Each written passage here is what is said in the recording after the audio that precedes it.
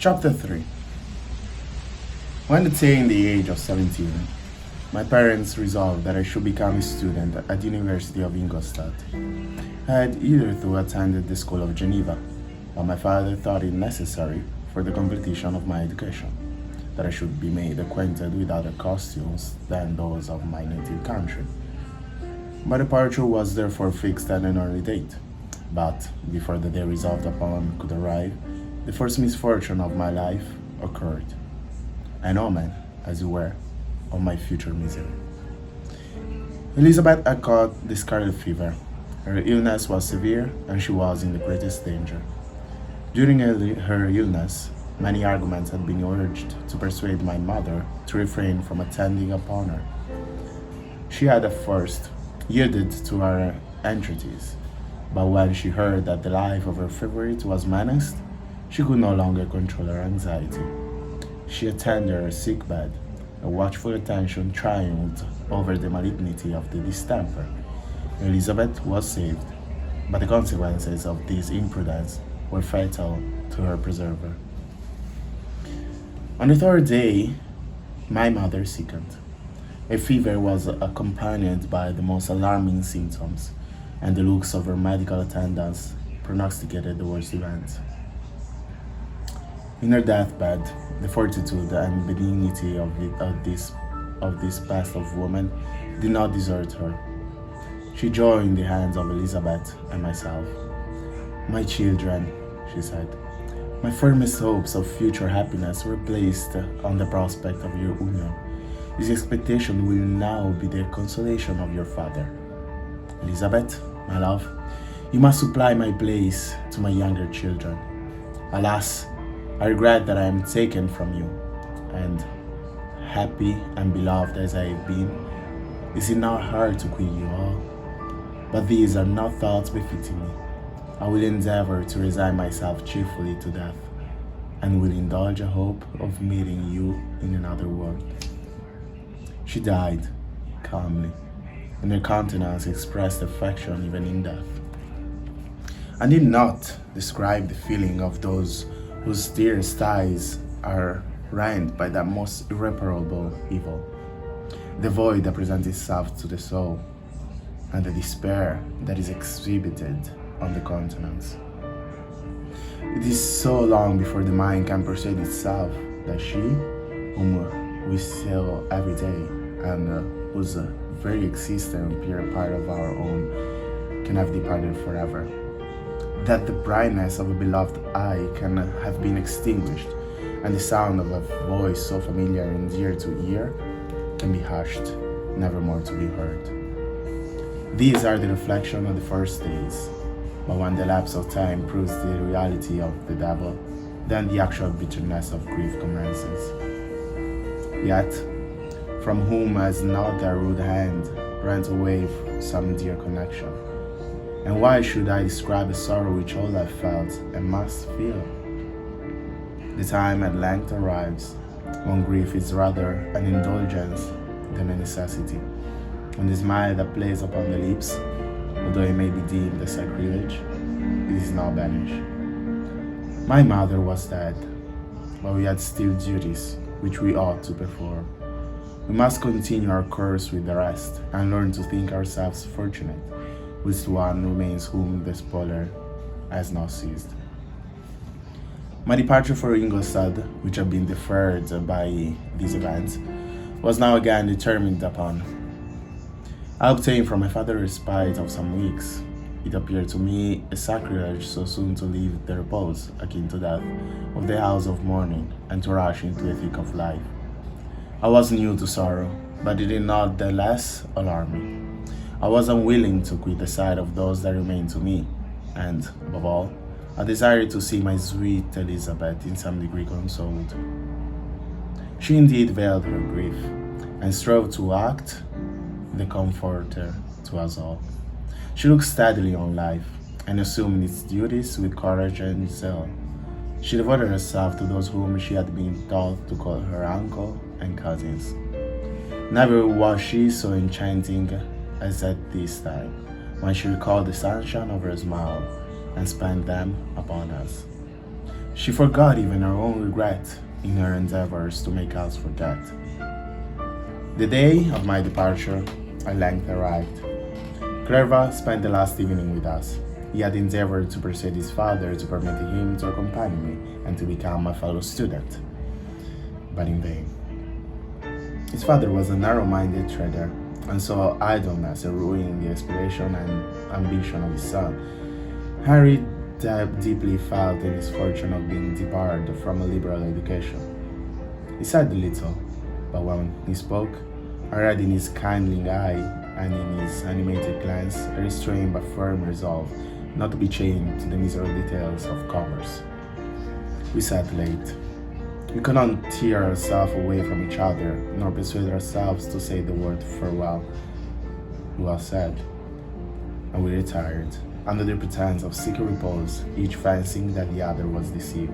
But when at morning's dawn I descended to the carriage, which was to convey me away, they were all there. My father again to bless me, Clerval to press my hand once more, my Elizabeth to renew her entreaties that I would write often, and to bestow the last feminine attention on her playmate and friend. I threw myself into the chaise that was to convey me away, and indulged in the most melancholy reflections. I, who had ever been surrounded by amiable companions, continually engaged in endeavoring to bestow mutual pleasure, I was now alone. In the university whither I was going, I must form my own friends and be my own protector. My life had hitherto been remarkably secluded and domestic, and this had given me invincible repugnance to new countenances. I loved my brother, Elizabeth, and Clerval. These were old familiar faces, but I believed myself totally unfitted for the company of strangers. Such were the reflections as I commenced my journey. But as I proceeded, my spirits and hopes rose. I urgently desired the acquisition of knowledge. I had often, when at home, thought it hard to remain during my youth cooped up in one place, and had longed to enter the world and take my station among other human beings. Now my desires were complied with, and it would indeed have been folly to repent. I had sufficient leisure for this and many other reflections during my journey to Ingolstadt, which was long and fatiguing. At length the high white steeple of the town met my eyes. I alighted and was conducted to my solitary apartment to spend the evening as I pleased. The next morning I delivered my letters of introduction and paid a visit to some of the principal professors. Chance, or rather the evil influence, the angel of destruction, which asserted omnipotent sway over me from the moment I turned my reluctant steps from my father's door, led me first to Mr. Cramp, professor of natural philosophy. He was an uncouth man, but deeply imbued in the secrets of his science. He asked me several questions concerning my progress in the different branches of science appertaining to natural philosophy. I replied carelessly, and partly in contempt, mentioned the names of my alchemists as the principal authors I have studied. The professor stared. "Have you," he said, "really spent your time in studying such nonsense?" I replied in the affirmative. "Every minute," continued Mr. Cramp with warmth. "Every instant that you have wasted on those books is utterly and entirely lost. You have been burned your memory with exploded system and useless names. Good God, in what desert land have you lived, where no one was kind enough to inform you that these fancies, which you have so greedily imbibed, are 1,000 years old, and as musty as they are ancient? I little expect in this enlightened and scientific age to find the disciple of Magnus and Paracelsus. My dear sir, you must begin your studies entirely anew." So saying, he stepped aside. I wrote down a list of several books treating of natural philosophy, which he desired me to procure, and dismissed me, after mentioning that in the beginning of the following week, he intended to commence a course of lectures upon natural philosophy in its general relations, and that Mr. Waldman, a fellow professor, would lecture upon chemistry the alternate days that he omitted. I returned home, not disappointed, for I have said that I had long considered those authors useless whom the professor reprobated, but I returned not at all more inclined to record to these studies in any shape. Mr. Cramp was a little squat man with a gruff voice and a repulsive countenance. The teacher therefore did not prepossess me in favor of his pursuit. In rather a too philosophical and conducted strain, perhaps, I have given an account of the conclusion I had come to concerning them in my early years. As a child, I had not been content with the result promised by the modern professors of natural science, with the confusion of ideas only to be accounted for by my extreme youth and my want of a guide on such matters. I retraced the steps of knowledge along the paths of time, and exchanged the discoveries of recent inquiries for the dreams of forgotten alchemists. Besides, I had contempt for the uses of modern natural philosophy. It was very different when the masters of the science saw immortality and power. Such views, although futile, were grand, but now the scene was changed. The ambition of the inquirer seemed to limit itself to the annihilation of those visions on which my interest in science was chiefly founded. I was required to exchange chimeras of boundless grandeur for realities of little worth. Such were my reflections during the first 2 or 3 days of my residence at Ingolstadt, which were chiefly spent in becoming acquainted with the localities and the principal residents in my new abode.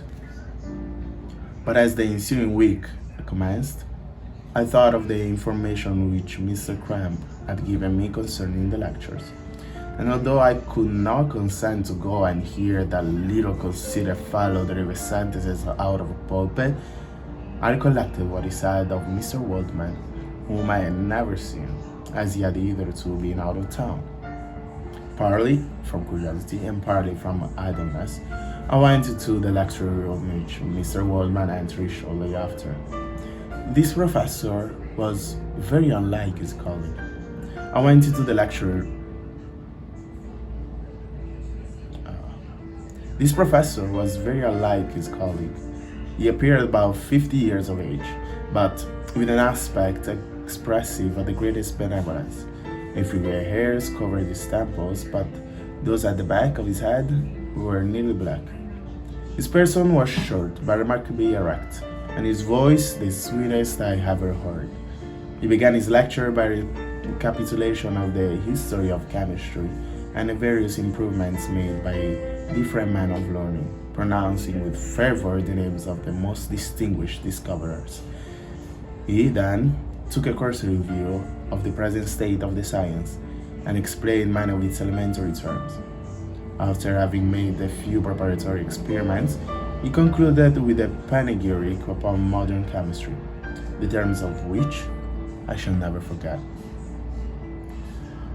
The ancient teachers of this science, said he, promised impossibilities and performed nothing.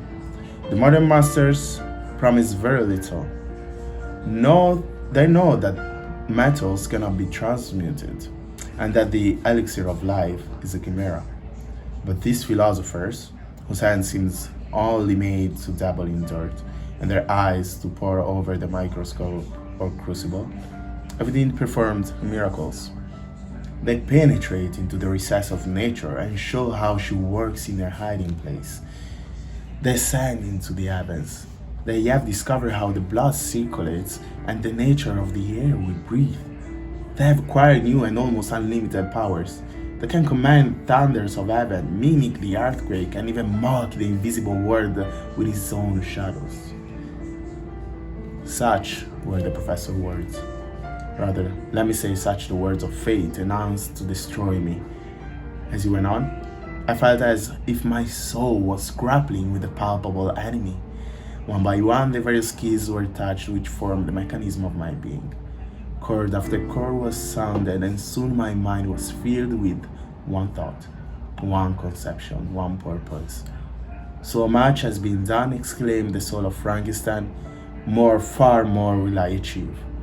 Treading in the steps already marked, I will pioneer a new way, explore unknown powers, and unfold to the world the deepest mysteries of creation. I closed not my eyes that night. My internal being was in a state of insurrection, turmoil. I felt that order would dance rise, but I had no power to produce it. By degrees after the morning's dawn, sleep came. I awoke, and my yesternight's thoughts were as a dream. There only remained the resolution to return to my Asian study and to devote myself to a science for which I believed myself to possess a natural talent. On the same day, I paid Mr. Waldman a visit. His manners in private were even more mild and attractive than in public. For there was a certain dignity in his mien during his lecture, which in his own house was replaced by the greatest affability and kindness. I gave him pretty nearly the same account of my former pursuit as I had given to his fellow professor. He heard with attention the little narration concerning my study and smiled at the names of Cornelius Agrippa and Paracelsus, but without the contempt that Mr. Campbell had exhibited. He said that this man, to whose indefatigable zeal modern philosophers were in debt for most of the foundation of their knowledge, they had left to us as an easier task to give new names and arrange in connected classification the facts which they, in a great degree, had been the instrument of bringing to light. The labors of men of genius, however erroneously directed, scarcely ever fail in ultimately turning to the solid advantage of mankind. I listened to his statement, which was delivered without any presumption or affectation, and then added that his lecture had removed my prejudice against modern chemists. I expressed myself in measured terms, with the modesty and deference due from a youth to his instructor, without letting escape an experience in life would have made me ashamed any of the enthusiasm which stimulated my intended labors. I requested his advice concerning the books I ought to procure. I am happy, said Mr. Waldman, to have gained a disciple, and if your application equals your ability, I have no doubt of your success. Chemistry is that branch of natural philosophy in which the greatest improvements have been and may be made. It is on that account that I have made it my peculiar study, but at the same time I have not neglected the other branches of science. A man would make but a very sorry chemist if he attended to that department of human knowledge alone. If your wish is to become really a man of science and not merely a pretty experimentalist, a petty experimentalist, I should advise you to apply to every branch of natural philosophy, including mathematics.